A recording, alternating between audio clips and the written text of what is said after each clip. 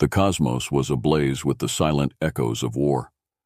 Among the stars, General Shilar, the feared military leader from the distant planet Krylor, maneuvered his warship through the debris of a recent space battle.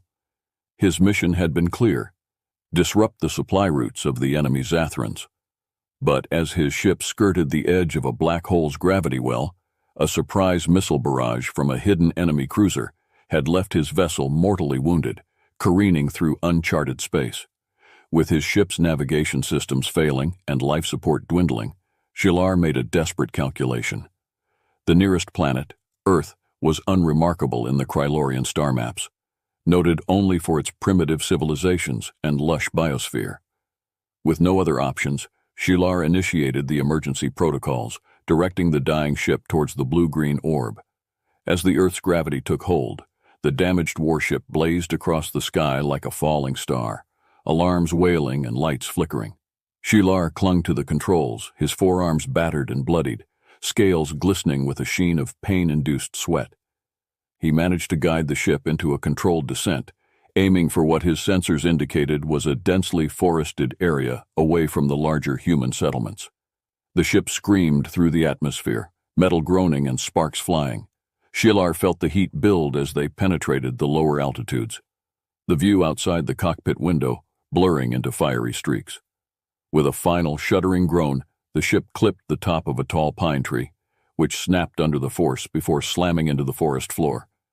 The impact was brutal, throwing Shilar against the restraint harnesses that dug into his muscular torso.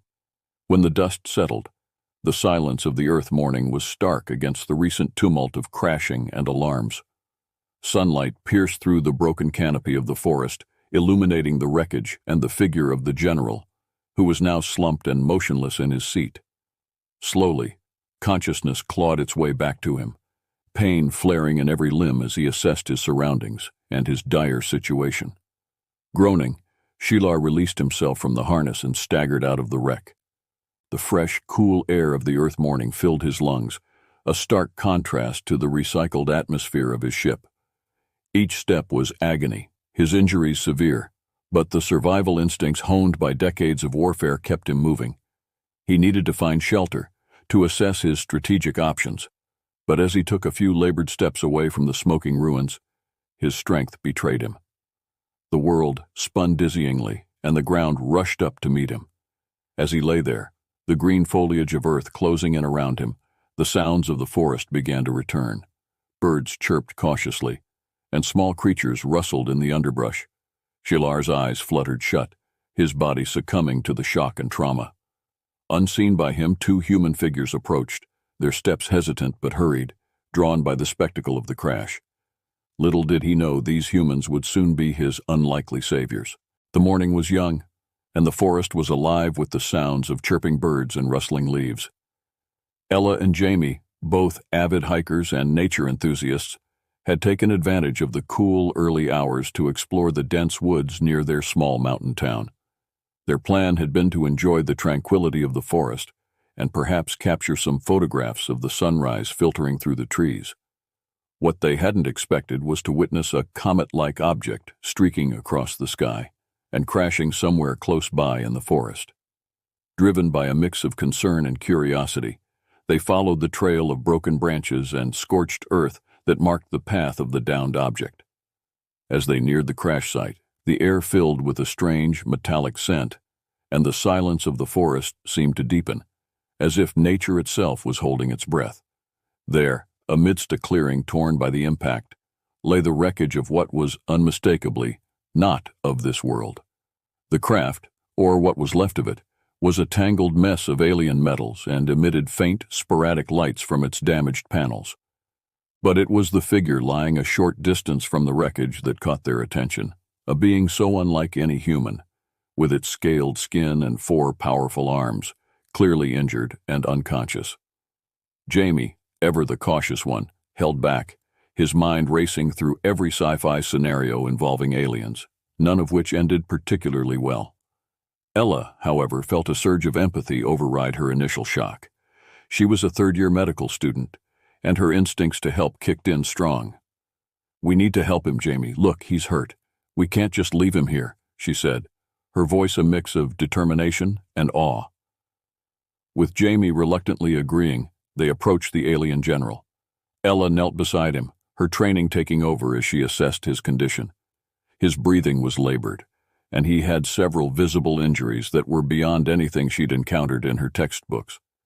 Using her first aid kit, she managed to clean what looked like wounds and applied bandages as best as she could, considering his unusual physiology. Realizing they needed more than just her first aid kit, they made the decision to transport him. With considerable effort, they managed to carry him back to their car, hidden under branches and makeshift camouflage to avoid drawing attention. The drive back to their town was tense, each minute filled with the fear of being seen or the alien regaining consciousness. Back in Ella's garage, transformed hastily into a makeshift clinic, they laid the general on a cleared workbench. Jamie rigged up some lights, while Ella pulled out her medical texts and a laptop, hoping to find anything that might hint at treating extraterrestrial biology. As they worked, the alien's eyelids fluttered, and he began to regain consciousness. Fear flickered across his features, his eyes widening as they settled on the two humans leaning over him. Ella offered a gentle smile, trying to convey her peaceful intentions. "We're here to help you. You're safe," she said softly, hoping her tone was reassuring. The general watched warily, his body tensed for a moment before pain seemed to remind him of his vulnerability.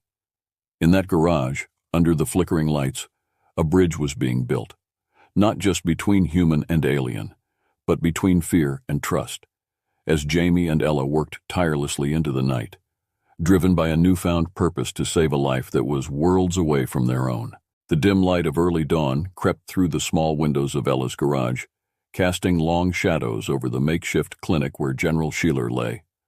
The night had been long, filled with quiet tension and the soft hum of Ella's laptop as she scoured the internet for any scientific insight into alien physiology that might exist in the public domain.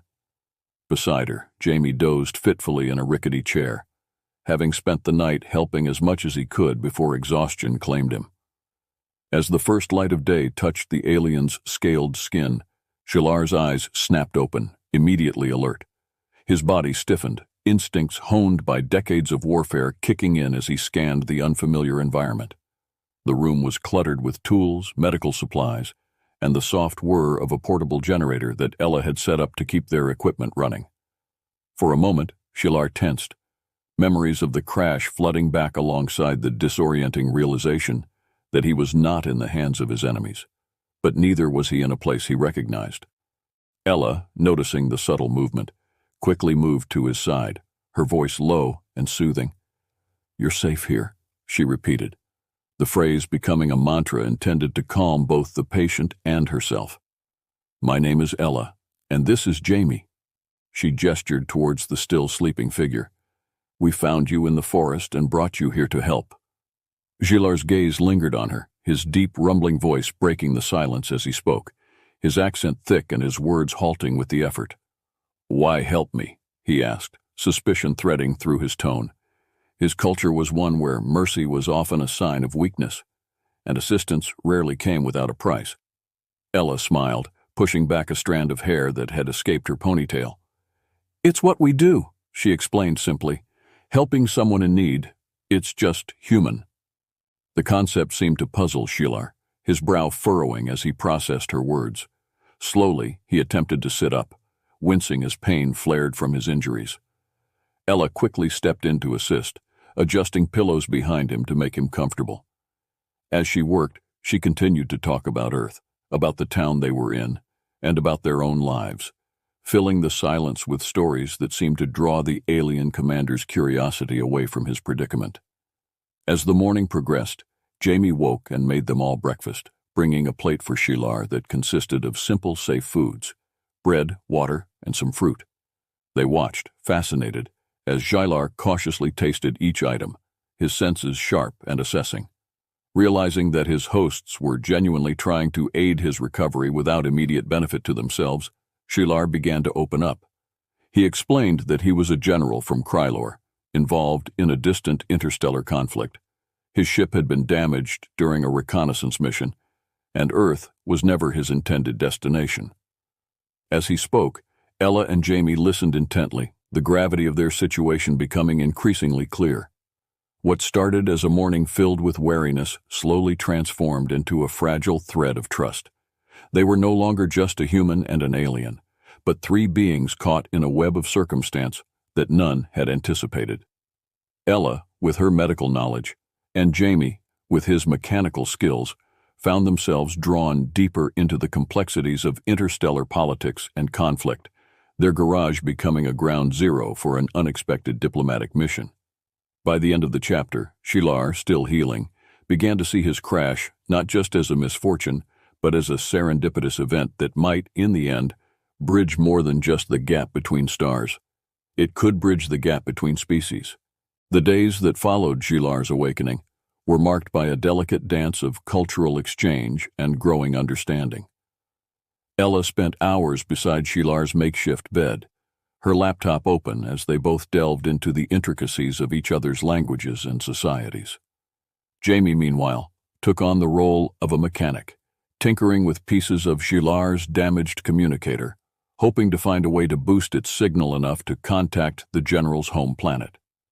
Shilar, still confined by his injuries, shared tales of Krylor, a world of vast oceans and towering cities where technology and nature existed in a carefully maintained balance.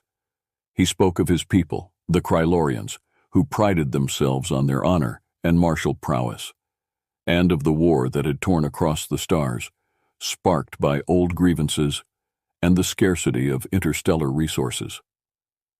As he recounted his stories, Ella and Jamie introduced him to Earth's history and its own battles, both terrestrial and otherwise. They showed him books and films, snippets of human culture that spanned from the beauty of art to the horrors of war. With each passing day, the walls between them crumbled bit by bit, replaced by a mutual fascination and respect. One afternoon, as the sun cast golden hues through the garage windows, Ella brought out a globe. Her finger traced across continents and oceans as she explained the concept of different countries and cultures coexisting on one planet. Shilar listened intently, his sharp eyes following her every move. It was a concept that intrigued him, so much diversity and division on a single world. "It's not always peaceful," Ella admitted, her voice tinged with a hint of sadness as she pointed out regions that had been scarred by conflict. "But there's also a lot of good, people helping each other even when it's hard, even when they're different." "That is, not so different from Krylor," Shilar responded thoughtfully. "Perhaps on some level all sentient beings face the same struggles, the same decisions about war and peace." The breakthrough in their communication came unexpectedly. Jamie, who had been fiddling with the alien technology and some of their own electronic scraps, managed to get a weak signal from Shilar's communicator. Excitement filled the garage as the static crackled, and a garbled voice echoed for a brief moment before fading. "This could change everything," Jamie said, wiping grease and sweat from his brow. "If we can get a message out, maybe your people can come for you." Shilar's expression was conflicted. "To reveal your world to mine. It is not a decision to take lightly." His concern was palpable, the weight of potential interstellar implications pressing down on him. Ella nodded, understanding the gravity of the situation. "We need to think about this, all of us. What it means for you and for Earth. We're in this together now, aren't we?" That evening they sat together, sharing a meal that was a mix of earthly ingredients and a few safe, edible items from Shilar's emergency rations. They discussed possibilities, risks, and the concept of first contact on a larger scale. It was a conversation that spanned hours, touching on fears and hopes alike. As night fell and the stars twinkled to life above them, a bond of trust solidified among the trio. They had become unlikely allies in a scenario none could have imagined just days before. For Shilar, the human capacity for empathy and cooperation was a revelation, softening his hardened views shaped by years of conflict. For Ella and Jamie, the presence of an alien being in their lives was no longer a source of fear, but a bridge to understanding a vast, mysterious universe. Together, they decided to continue working on the communicator, aiming to establish a stable connection with Krylor. They agreed that whatever the future held, They would face it as united representatives of their respective worlds, a small but determined coalition on the frontier of cosmic diplomacy. As the trio worked together in the seclusion of Ella's garage, unbeknownst to them, the crash of Sheilar's ship had not gone unnoticed. The unusual seismic activity recorded by local monitoring stations and the fiery streak observed in the sky had already set off alarms at various undisclosed government facilities.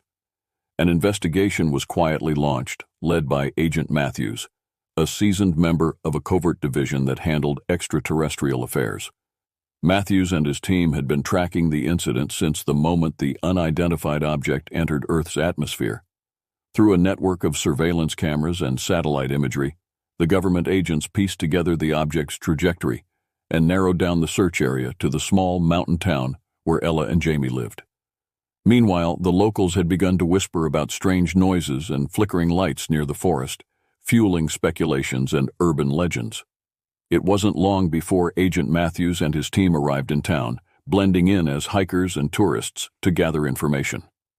One evening, as Jamie was returning to Ella's house with new electronic parts for the communicator, he noticed a couple of unfamiliar faces at the local diner, their questions about recent events seeming too pointed to be casual curiosity.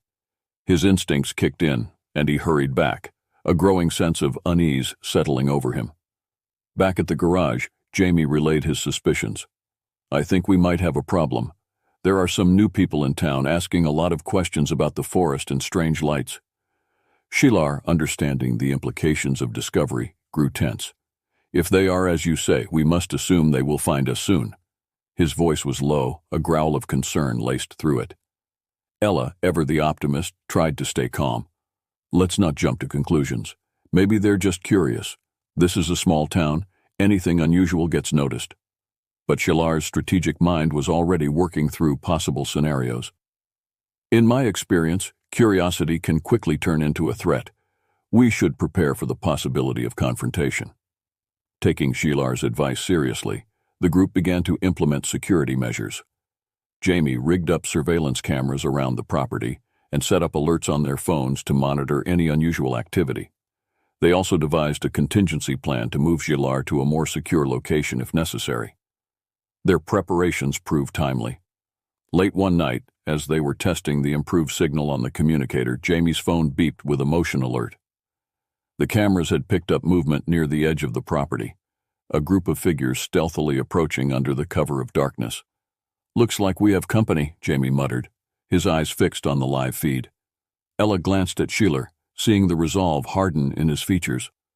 "We need to talk to them. Maybe we can explain, make them understand why you're here."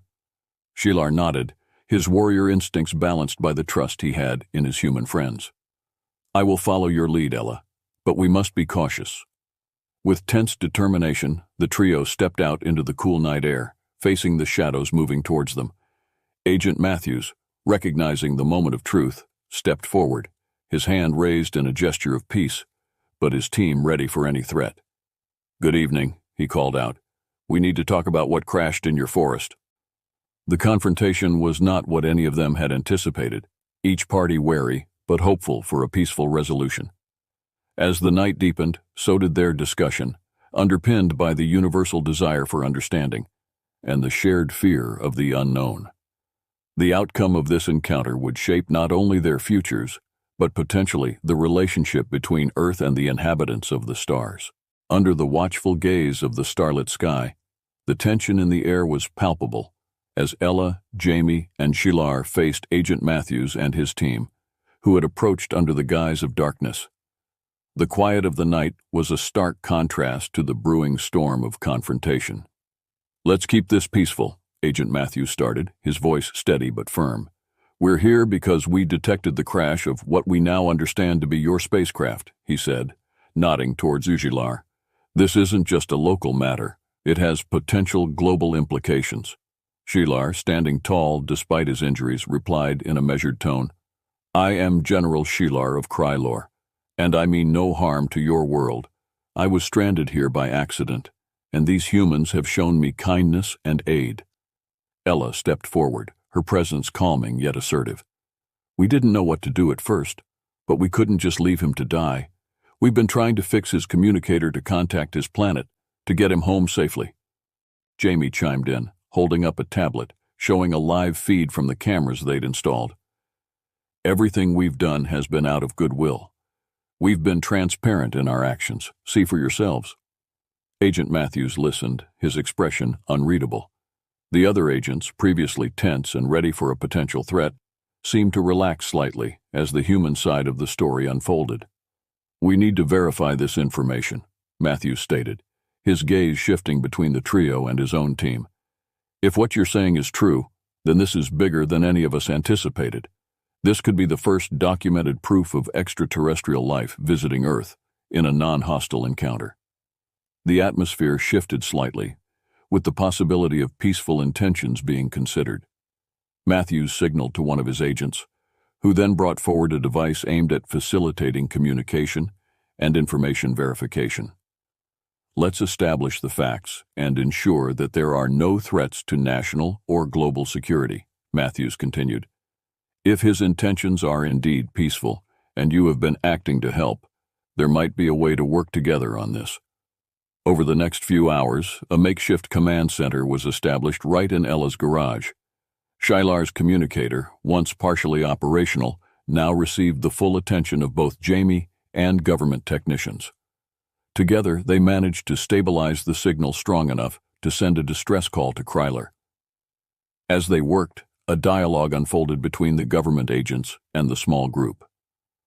Ella and Jamie shared their experiences with Shylar, emphasizing his peaceful demeanor and the circumstances of his crash landing. Shylar, in turn, explained the dire situation of his own world and how critical it was for him to return. Finally, after tense moments waiting for a response, the communicator crackled to life, and a voice from Kryler responded. The communication was brief but clear. Kryler received the message and was preparing a rescue mission, promising to open diplomatic channels with Earth to ensure a peaceful exchange and gratitude for aiding their general. Agent Matthews, witnessing the exchange, finally allowed himself a slight smile. "This could be the beginning of something monumental," he said, turning to his team. "We'll need to prepare for their arrival and ensure that this leads to a beneficial relationship for both our worlds." As dawn approached, breaking the darkness with hues of pink and gold, the group in the garage stood a little closer, their previous apprehensions giving way to cautious optimism. They had stood together against all odds and had paved the way for an unprecedented alliance. As they looked towards the horizon, each knew that the world would not be the same again, and they had played a part in shaping its future. As the first light of dawn painted the sky with strokes of pink and orange, the small garage that had served as a makeshift clinic and command center was quiet, reflecting a profound moment of transition. The night had been long and full of revelations, culminating in the successful communication with Shylar's home planet, Krylor. Now, as a new day began, there was a sense of both accomplishment and anticipation. Ella, Jamie, and Shylar, along with Agent Matthews and his team, stood outside, watching the sky transform as they discussed the arrangements for the Krylorian rescue mission. The government had agreed to a discreet landing site nearby, ensuring that the first official contact between Earth and Krylor would be controlled and peaceful. "We've set up a perimeter for your people's arrival," Matthews explained, reviewing the details on his tablet. "Everything's been cleared for an immediate diplomatic dialogue. Your ambassador will be granted full access to communicate with our leaders." Shylar nodded, his expression solemn. "I will convey to my people the kindness and bravery you have shown. This could mark the beginning of a meaningful alliance between our worlds." Ella smiled, her eyes bright with unshed tears. "It's amazing to think about what's come from what seemed like a disaster. I'm just glad we could help." Jamie clapped Shylar on the shoulder, a gesture of camaraderie that the general had come to recognize and appreciate. "Just make sure you tell them we're good people, okay? Maybe we can visit Krylor someday." As they shared a light-hearted moment, a distant humming filled the air, growing steadily louder. They looked up to see a small dot in the sky rapidly approaching. It was Shylar's rescue ship, sleek and silent, its design unlike anything on Earth. The group fell silent, watching in awe as it descended gracefully, landing softly on the prepared site. The ship's hatch opened, and a delegation of Krylorians emerged, their attire clearly indicating high rank. The leader, a dignified figure with regal bearing, approached Gilar, who saluted sharply, his posture stiff with formality. "General Shilar, it is good to see you safe," the leader spoke, his voice amplified and clear. "We are in your debt, Earthlings. Your actions have shown great honor." The formalities continued, with Matthews stepping forward to introduce himself and the other Earth representatives. As diplomatic greetings were exchanged, Ella and Jamie stood slightly back, watching the historic meeting unfold. After the official protocols were completed, Shilar turned to Ella and Jamie. "I must go now, but the memory of your kindness will not be forgotten. You have changed the course of our history." With emotional goodbyes, Gilar boarded the ship, turning for one last look at the planet that had saved him. The hatch closed and the ship lifted off silently, climbing into the sky until it disappeared from view. As the group dispersed, Ella, Jamie, and Agent Matthews discussed the future. "There will be more meetings, more discussions. This is just the beginning," Matthews said, a note of excitement in his voice. Ella linked her arm through Jamie's, her heart full. "Can you believe we were part of something this big?" Jamie grinned, squeezing her hand. "I always knew we'd make a great team, but it's beyond anything I imagined." The sun rose higher, casting light on the new world that lay ahead, a world of potential and promise, with the hope of further understanding and cooperation between Earth and the stars. Ella and Jamie watched the sky, their spirits lifted by the promise of tomorrow, ready for whatever new adventures might come their way.